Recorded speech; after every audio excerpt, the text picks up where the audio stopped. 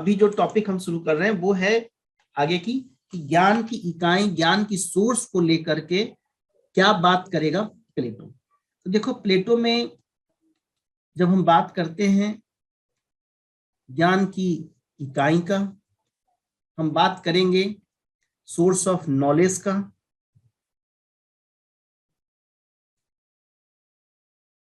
Source of knowledge का।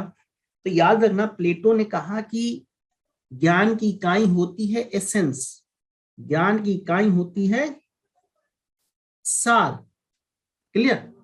सार होता है ज्ञान का इकाई। अब बताओ कैसे इसको समझोगे। मान लो तुमने 10-15 लोगों को बैठे हुए एक जगह देखा, या एक ग्रुप है तुम लोगों, तुम्हारे दोस्तों का ही एक ग्रुप होगा, उस ग्रुप में तुमने देखा कि 10 लोग बैठे हुए हैं, या 2 लोग, 4 लोग, 5 लोग हैं। अब एक बात बताओ, जितने भी लोग बैठे हुए हैं, जितने भी लोग उस ग्रुप में हैं, उनमें क्या पाया जा रहा है? यदि मैं कहूं कि मान लो ये राउंड टेबल है, एक मीटिंग करने के लिए बहुत सारे लोगों को मैंने बुला लिया और सारे लोग यहाँ पे बैठे हुए हैं, इन सभी लोगों में मुझे एक कॉमन चीज फाइंड आउट करनी होगी, तो हम क्या फाइंड करेंगे? हम कहेंगे कि सर इसमें सब में तो मनुष्यत्व कॉमन है, सारे मनुष्य हैं, यानी इसमें एक ऐसा एसेंस है, ऐसा एक सार है जो सब में कॉमन है, चाहे वो आदमी छोटा हो, चाहे वो आदमी बड़ा हो, चाहे वो काला है या वो गोरा है, ये मोटा है या पतला है, वो एक आंख का व्यक्ति है या एक हाथ का व्यक्ति है। मतलब किसी भी तरह से आप इन सब चीजों को देखते हो, फिर भी आप कहोगे कि सर ये तो मनुष्य है। यानी जितने भी लोग इस राउंड टेबल पे बैठे हुए हैं, सभी में क्या पाया जा रहा है? इसमें पाया जाता है मनुष्यत्व का सार, यानी मनुष्यत्व का गुण इनमें है। तो अब बताओ कि मनुष्यत्व का गुण सब में होगा। मान लो ये पर्सन ए है, ये पर्सन बी है, C D E F G H, इतने पर्सन है। अब सब में मनुष्यत्व होगा तो मनुष्यत्व एक होगा कि अनेक होगा? यहाँ पे मनुष्यत्व कितने होंगे? मनुष्यत्व एक होंगे, अर्थात सभी मनुष्यों का मनुष्यत्व एक। उसी तरह से जितने भी तुमने गाय देखे, मान लो कोई गाय काली है, कोई गाय सफेद है, कोई गाय भूरी है, ठीक है। तो गाय गाय को जब तुम देख रहे हो, तुम हजारों गाय देख लो, लाखों गाय, जितने भी गाय देखने देख लो, सब में एक चीज कॉमन होगा, वो है गौतत्व। यानी सार हर वस्तु का कितना होगा? एक होगा। सार कभी भी अनेक नहीं होंगे। मनुष्यों की, जो मनुष्य हैं वो अलग अलग हो सकते हैं, मोटा पतला आप उसकी आकृति के अनुसार डिफाइन कर सकते हो, लेकिन उनमें जो कॉमन गुण होगा, जो एसेंस होगा, जो सार होगा, वो मनुष्यत्व है, और मनुष्यत्व तुम्हारा एक होगा। किसी तरह से मान लो तुमने भेड़ को देखा, 50 भेड़ देखे, सब में भेड़त्व जो होगा, उनकी जो सार होगी, जो उनकी जो एसेंस होगी, वो कॉमन होगा, और वो केवल और केवल एक होगा। ध्यान रखना, प्लेटो के दर्शन में इसी को नाम दिया जाता है आइडिया। प्लेटो के दर्शन में इसी सार को नाम दिया जाता है आइडिया, यानी कि प्रत्यय। और ये सार हैं कैसे? ये सारे के सारे एक, सारे सार जो हैं एक हैं, और एक हैं तो एक बात बताओ, ये अनश्वर है। क्यों अनश्वर है? मान लो कोई व्यक्ति ए है, कोई व्यक्ति बी है, कोई व्यक्ति सी है।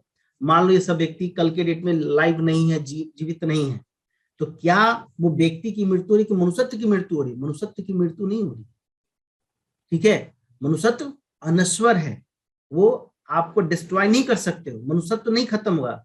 गायें खत्म हो सकती है, गौतत्व नहीं खत्म हो सकती। यानी कि व्यक्ति के रहने या न रहने से सार पे कोई प्रभाव नहीं पड़ेगा।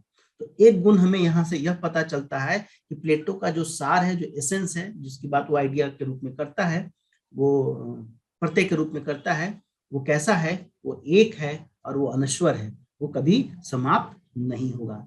यानी सार वैसे कि वैसा ही रहेगा, चाहे तो वस्तुएं नष्ट हो जाए या वस्तुएं सस्टेन करें, सार कभी खत्म नहीं होता है। तो एक क्वालिटी आपको ये भी मिला कि जो प्रत्यय है, वो प्रत्यय कैसा है? वो प्रत्यय एक है। वो प्रत्यय कैसा है? वो प्रत्यय अनश्वर है। वो प्रत्यय कैसा है? चाहे वो वस्तु रहे, चाहे वह वस्तु रहे या न रहे, सार हमेशा रहेगा।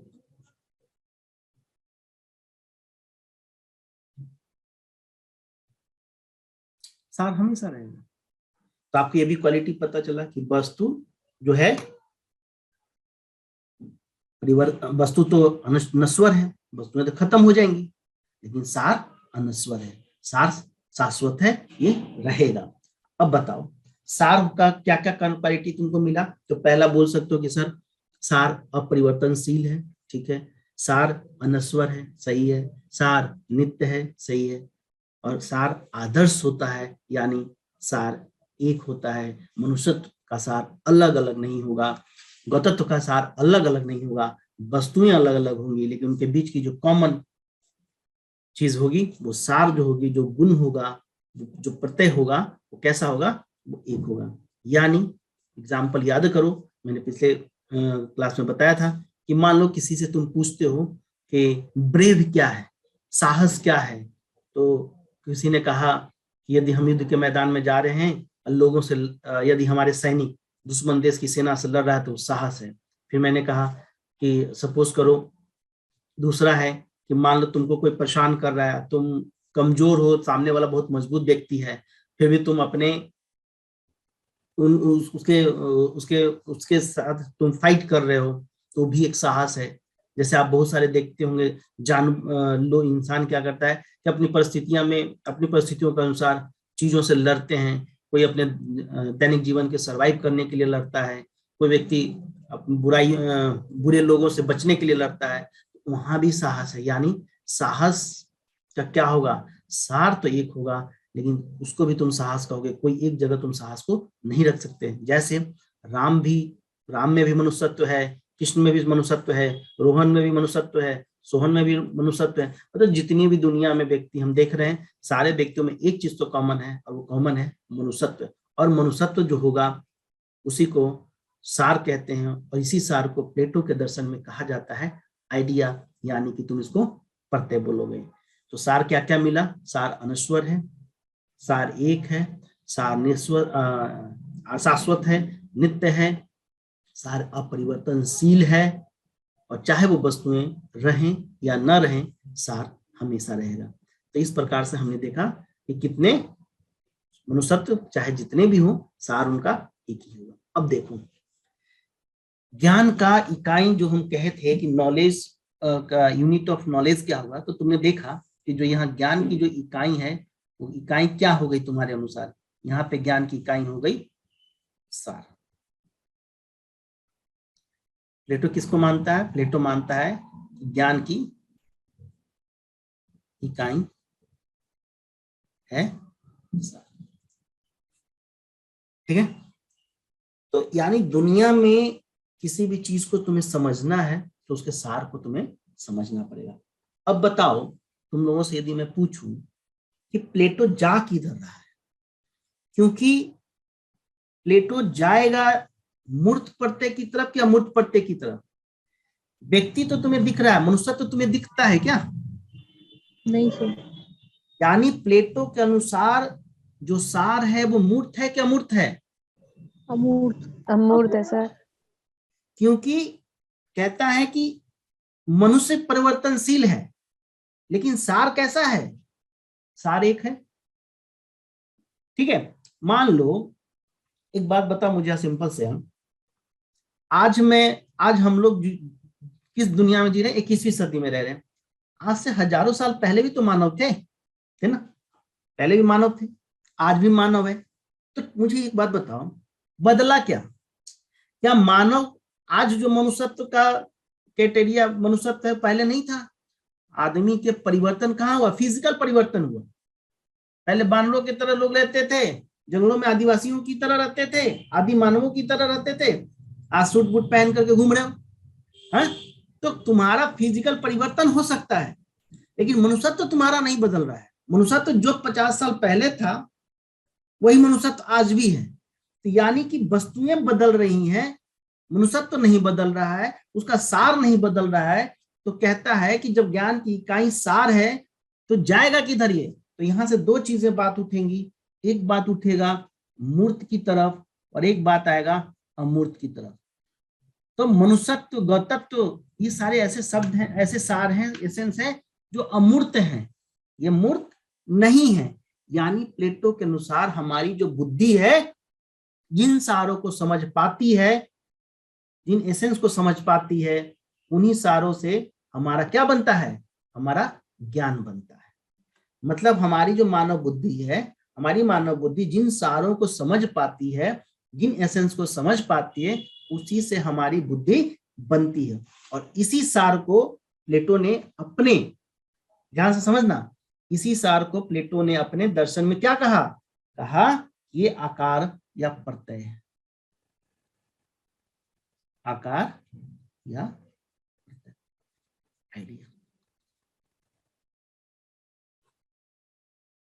देखो कहां से शुरुआत हुआ, कहा उसने कि जितने भी मानव थे, ठीक है, जितने भी मानव थे, मानवों में एक गुण कॉमन था, वो था मनुष्यत्व। मनुष्यत्व को उसने नाम दिया एसेंस, यानी कि कहा सार। कहा कि ज्ञान की इकाई क्या है, ज्ञान की इकाई है सार, एसेंस। और इसी सार को हमारा मानव का जो मस्तिष्क है, वो हमारी जो बुद्धि है, वो इसे समझती है, और इसी को उसने अपनी फिलॉसफी में, अपने दर्शन में नाम दिया आकार या प्रत्यय। कहानी शुरू कहां से हुई और कहां पे आ रही है। अब क्योंकि अब उसने तो कहा था कि देखो भाई, वस्तु तो ज्ञान का स्रोत नहीं हो सकता। बोला क्यों? बोला कि वस्तु इसलिए ज्ञान का स्रोत नहीं हो सकता कि वस्तु तो परिवर्तनशील है, लेकिन ज्ञान तो अपरिवर्तनशील है।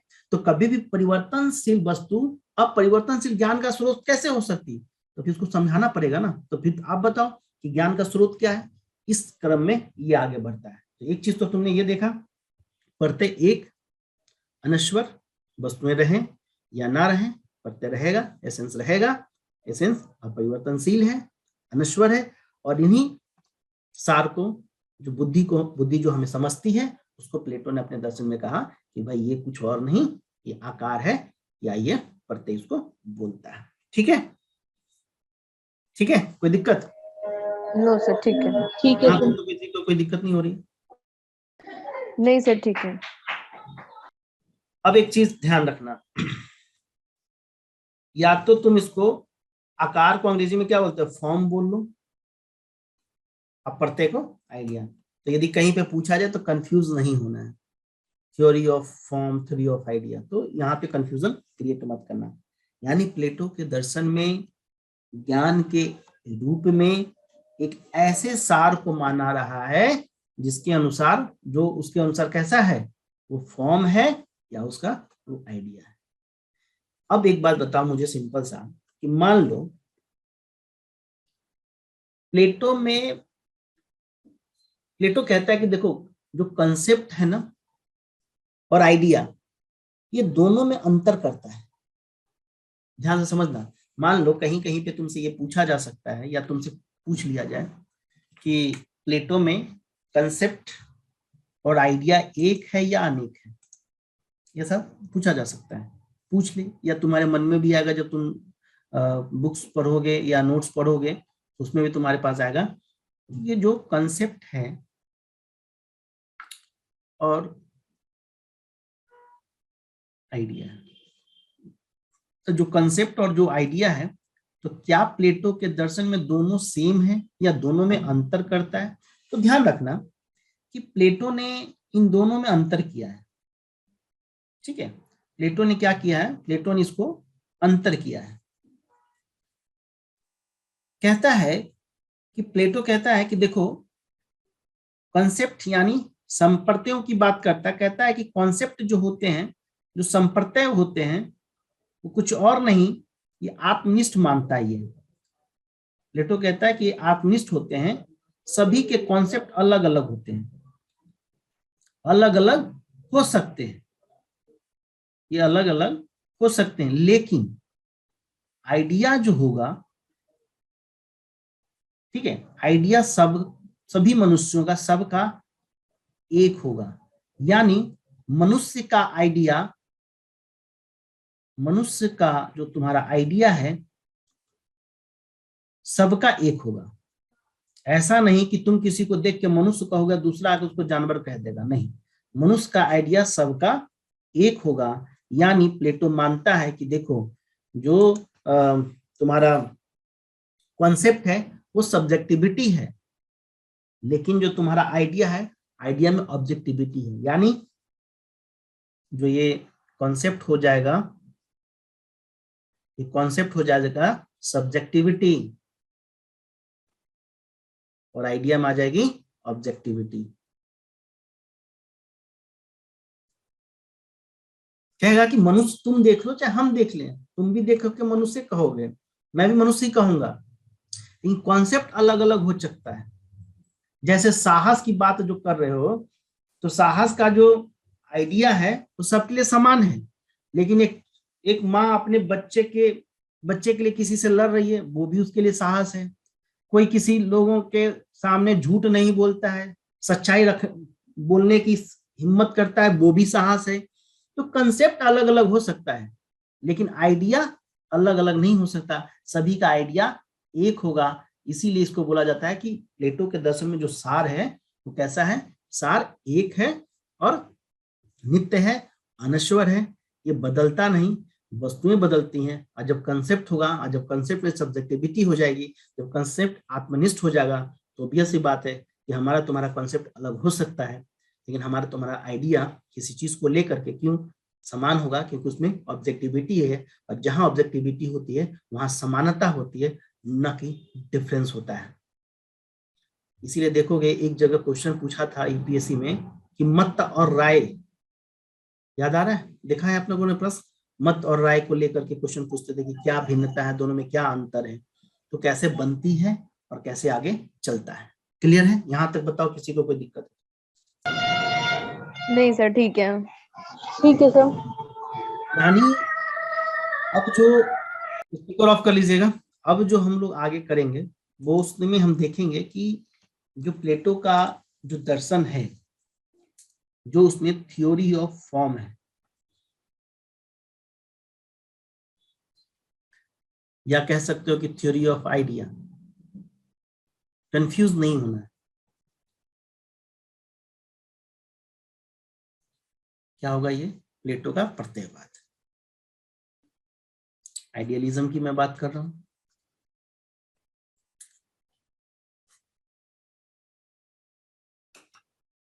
ये चीज तुम्हारे एग्जाम्स में आएंगे, और ये पेपर्स तुमने देखा भी। यानी अब जो है हमने समझा एसेंस क्या होता है, हमने देखा कि कॉन्सेप्ट और फॉर्म जो आइडिया है दोनों में क्या डिफरेंस है, हमने देखा कि तुम्हारा कॉन्सेप्ट और एसेंस की जो तुम बात कर रहे हो वो डिफरेंस है दोनों में। क्यों था? क्योंकि एक में सब्जेक्टिविटी थी और एक में ऑब्जेक्टिविटी थी। यानी अब जो हम पढ़ने जा रहे हैं, अब जो हम आगे मूव करेंगे, वो यह हम देखने की कोशिश कर रहे हैं कि प्लेटो के आइडिया में कुछ विशेषताएं हैं। जैसे मैंने कहा कि प्लेटो के आइडिया में विशेषताएं क्या है, वो सामान्य है, वो अमूर्त है, अपरिवर्तनशील है, और वो अनश्वर है। ये बात हम थोड़ी देर पहले हमने डिस्कस की थी। यानी जब भी हम सार की बात करते हैं तो हमें यह याद रखना होगा कि कोई एक, तुम इस तरह से याद करना, मान लो तुमसे कंफ्यूजन हो जाए, मान लो तुम एग्जाम्स में बैठे हो, या मान लो तुम्हें इसको रिवाइज करनी है, तो कैसे याद करोगे? तो किसी एक चीज को तुम याद करो दिमाग में, और फिर उसके सार को याद करो, तो तुमको क्या होगा कि उसके तुम्हारी विशेषताएं हो तो तुम्हें बहुत आसानी से याद होगा। जैसे मुझे मान लो मुझे याद करना है, तो किस तरह से करोगे? तुम लोग मान लो इस तरह से सोच लो कि हम एक ले लेते हैं, मनुष्य ले लेते हैं। तो भाई मनुष्य मैंने देखा, ए भी देखा, बी भी देखा, 10 लोगों को देखा, सब में कॉमन क्या मिला? मनुष्यत्व।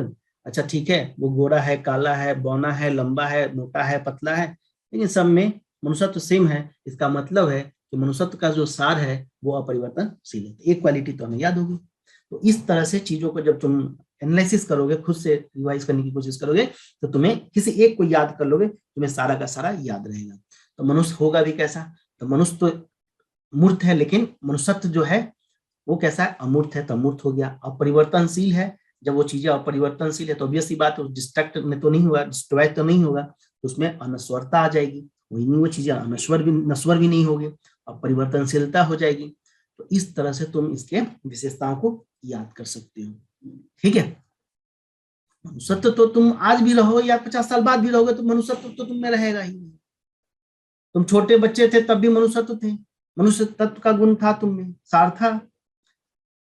30 साल के हुए तो भी हो, 50 साल के हो जाओगे तब भी होगा। तो मनुष्यत्व तो तुम्हारा बदल नहीं रहा है, ये तो अब परिवर्तनशील है, अनचेंजेबल है, ये तो चेंज नहीं हो रहा है। यानी एक चीज और भी ये ध्यान रख सकते हो कि ऐसा भी नहीं है कि तुमने किसी मान लो किसी के साथ कुछ अनहैपनिंग हो जाती है, किसी का एक हाथ कट गया, एक पांव कट गया, तो तुम ऐसा भी नहीं कहो कि नहीं ये मनुष्य नहीं है सर। यानी इससे क्या तुम्हें पता चल रहा है कि भैया मनुष्यत्व जो होगा वो सब में होगा, वो डिस्ट्रॉय नहीं होगा। और वस्तुएं अलग अलग हो सकती हैं, वस्तुएं समाप्त हो सकती हैं, मनुष्यत्व समाप्त नहीं हो सकता है। अब बताओ मुझे एक सिंपल सा बात मैं तुम लोगों से पूछता हूं, थोड़ा सा सोच के बताना। सपोज करो कि तुम्हें यह कहना पड़े कि मनुष्य का जो शरीर है वो अवयव होता है या सार में अवयव होता है, बताओ। इस चीज को सोचो। सार में अवयव। मान लो मैं कहूं कि मनुष्य का जो शरीर है में अवयव होता है या सार में अवयव होता है।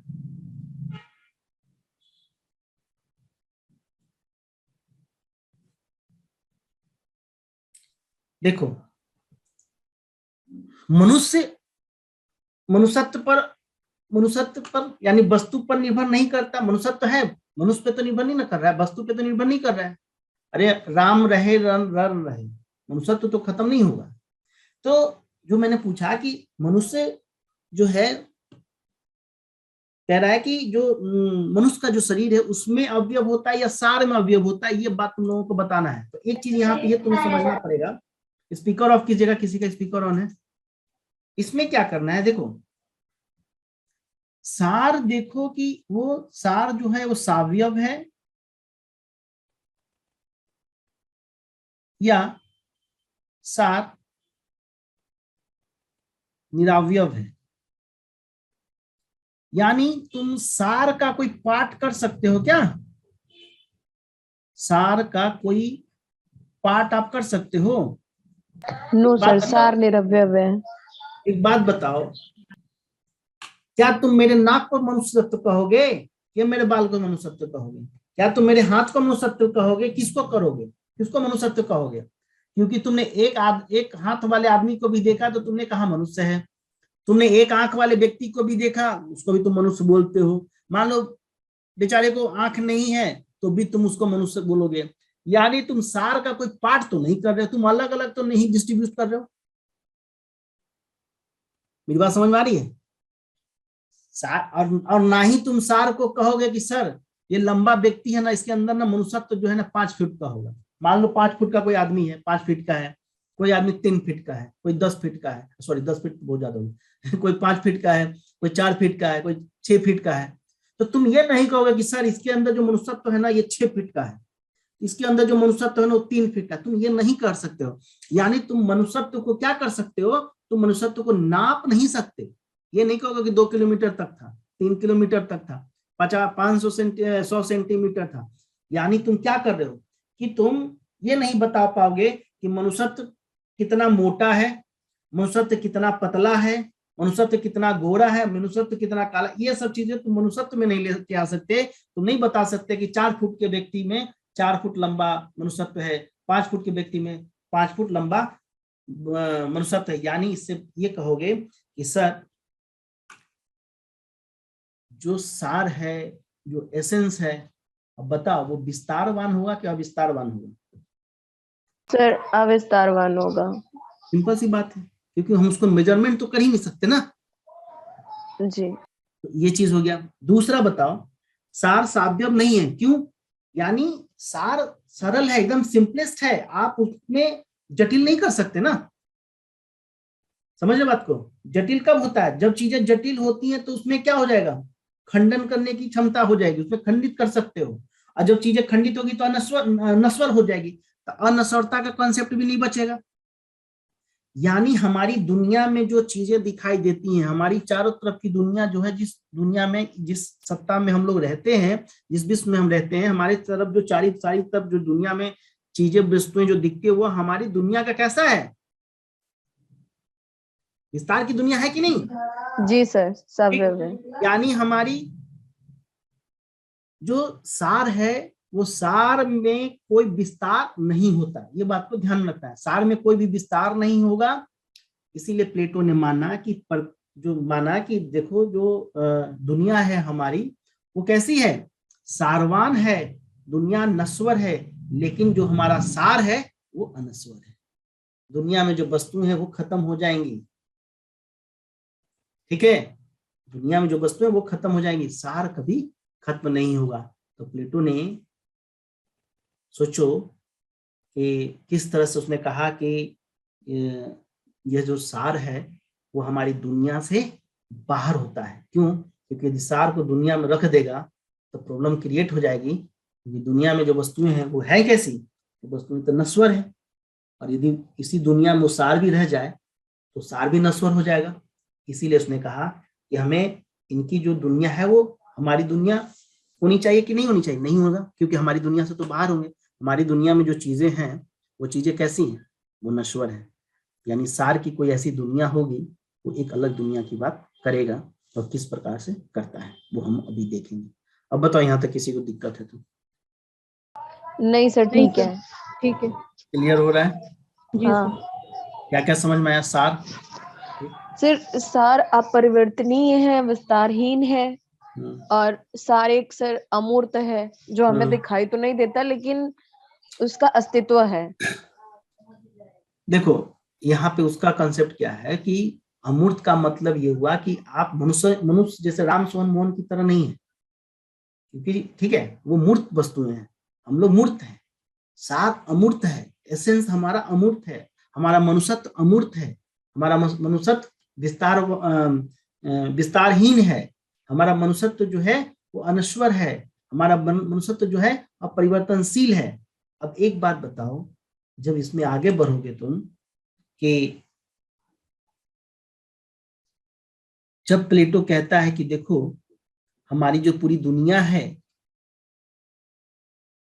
हमारी दुनिया में जो भी चीजें तुम्हें दिखाई देती हैं ये हमारी दुनिया की विस्तार है, यानी सार का कोई विस्तार नहीं है, सार में कोई विस्तार नहीं है।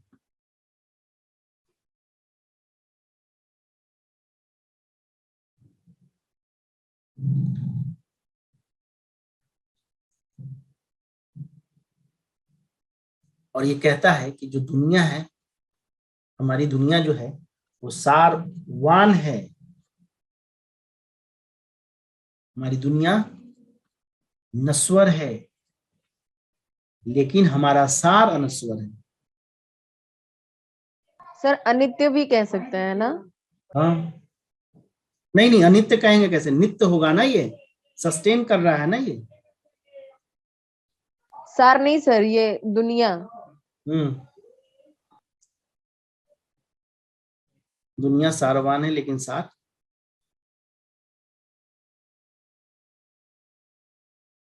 नश्वर है।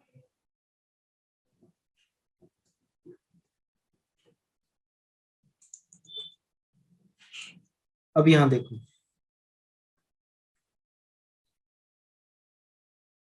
प्लेटो यहाँ पे यह बताना चाह रहा है, जिन सारों की वो बात कर रहा है उन्हें हम नियम कहेंगे। जिन सारों की बात प्लेटो कर रहा है उसे हम नियम कहेंगे, और एक नियम,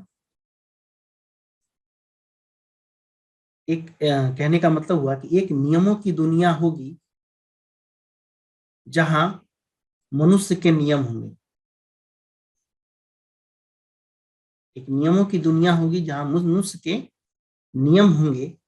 एक दुनिया वह होगी, एक दुनिया वह होगी जहां वह नियम लागू होंगे।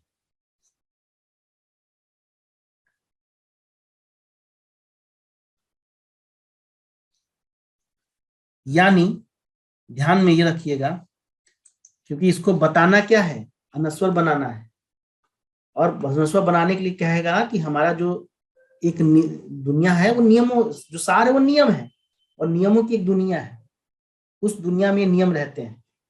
और ये नियम जहां लागू होती है वो एक अलग दुनिया है। यानी पहाड़ बनने का नियम किसी और दुनिया में, पहाड़ बन लागू हुआ तो पहाड़ बन किस रहा है, किसी और दुनिया में। ध्यान से देखिए, इसीलिए बोलते हैं कि प्लेटो का जो सार है पारलौकिक सत्ता में रहता है कि स्वप्नदर्शी है, इस तरह की बात आगे आएगी, लोग इस तरह का ऑब्जेक्शंस करेंगे। तो सवाल ये उठता है कि जो सार है उसको कहा इसने कि पहले तो सार को समझा दिया, अब उसने कहा कि सार जो है वो नियम है, और नियम एक नियम वो है जो मनुष्य के लिए है। मनुष्य के नियम जैसे मनुष्यत्व का नियम, गौतत्व का नियम, मान लो पहाड़ है तो पहाड़ का नियम, हर चीज की एक नियम है, एक सार है, एक मनुष्य एसेंस है। कहता है कि ये चीजें रहती हैं दूसरी दुनिया में, एक अलग दुनिया है, और इन नियमों को लागू होती है जिस दुनिया में एक अलग दुनिया है। दोनों एक नहीं है। क्यों नहीं एक है? क्योंकि एक कर देगा तो जिस दुनिया में हम रहते हैं उस दुनिया में जो चीजें वो तो नश्वर है, फिर तो नष्ट होने लगेगा। उसको तो ये बचाना है ना, क्योंकि अनश्वर कैसे बचाएगा जब तक उसको इस दुनिया से बाहर ना करे। तो सवाल ये उठेगा कि फिर तो जुड़ते कैसे हैं सब? मान लो एक चंद्रमा पे रहे और एक रहे तुम्हारा पृथ्वी पे, तो दोनों जुड़ेंगे कैसे? मतलब मैं एक लेमैन भाषा में बता रहा हूँ कि दोनों कैसे जोड़ोगे। तो इसी तरह से यदि प्लेटो का सार दूसरी दुनिया में रहता है, यानी जो नियम है वो दूसरी दुनिया में रहते हैं, और नियम में जो जो लगते हैं, जो वस्तुओं पे लगते हैं वो दूसरी दुनिया में रहते हैं, तो सवाल ये उठेगा कि भाई तो फिर ये बताओ मुझे कि दोनों जुड़ते कैसे हैं आपस में, क्योंकि दोनों तो अलग अलग दुनिया में। इस पे क्या एक्सप्लेनेशन करेगा प्लेटो, और आगे कैसे इसको हम वो कैरी फॉरवर्ड करेगा, उसको हम लोग अब नेक्स्ट क्लास में देखते हैं। ठीक है, यहां तक तो कोई दिक्कत नहीं है किसी को? नहीं सर। चलिए, तो फिर आज के सेशन को हम यहाँ पे ऑफ करते हैं, और अगले सेशन में फिर हम लोग इसको करते हैं।